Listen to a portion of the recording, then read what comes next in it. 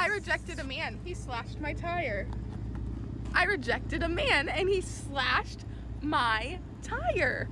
Imagine a world where women were like a little LED sign, and then every time they had a generally creepy interaction with a man, there was like a little white number that said how many times that day that happened. And every time they had a really terrible interaction with a man, there was a little red number, and all of the women in the country wore one of those.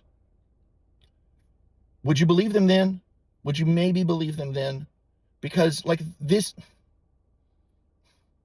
ask any woman basically under 40, because most women will tell you they were happy to turn 40 because they started to become fucking invisible. But ask any woman under 40 how many times a day something really creepy happens to them. Ask them how many times a week something objectively terrifying happens to them because they're a woman.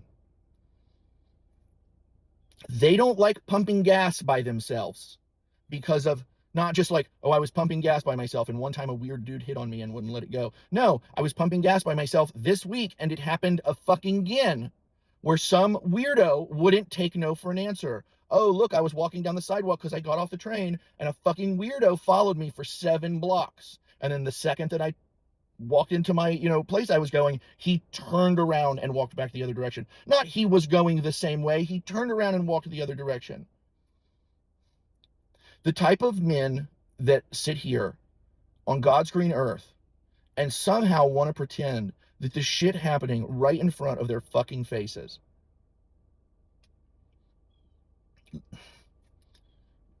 Do better.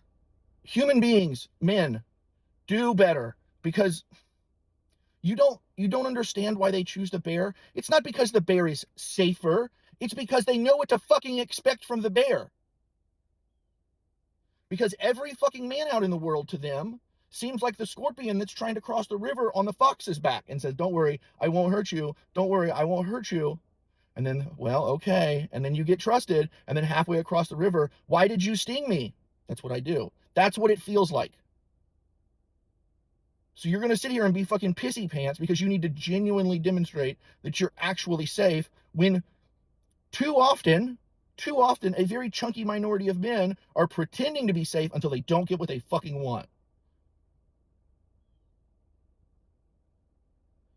God damn. There's too many of you monsters out there that fucking act like this.